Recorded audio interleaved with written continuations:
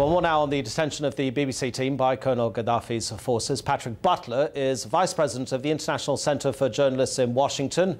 It trains journalists in the Middle East, and he joins me now. Patrick Butler, regarding the experience of this BBC team, is this the first case of its nature you've heard coming out of Libya during the recent troubles? It's certainly the first case I've heard of foreign journalists being detained and beaten in this way. But the uprisings in the Middle East have been very dangerous for journalists in general, and we've seen incidents in Egypt and Yemen of journalists who have also been, either detained or beaten.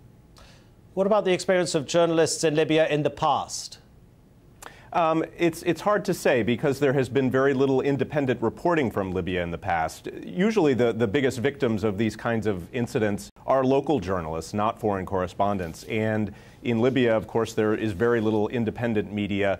And so we really haven't seen as many examples of this as we have in some other Arab countries where there is a little bit more freedom to report. It's been very difficult for journalists from any organisation to get a clear picture of exactly what's happening in Libya at the moment. How much of that do you think is due to the nature of the fighting itself and also down to the Libyan government trying to stop journalists doing their jobs?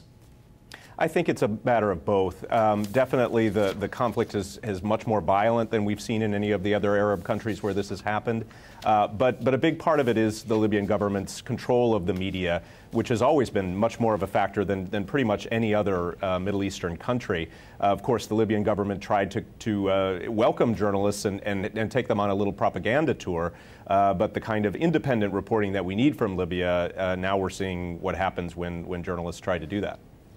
There isn't really anything journalists can do. I don't suppose there's much advice you can give journalists who are ordered by a government not to go to certain areas.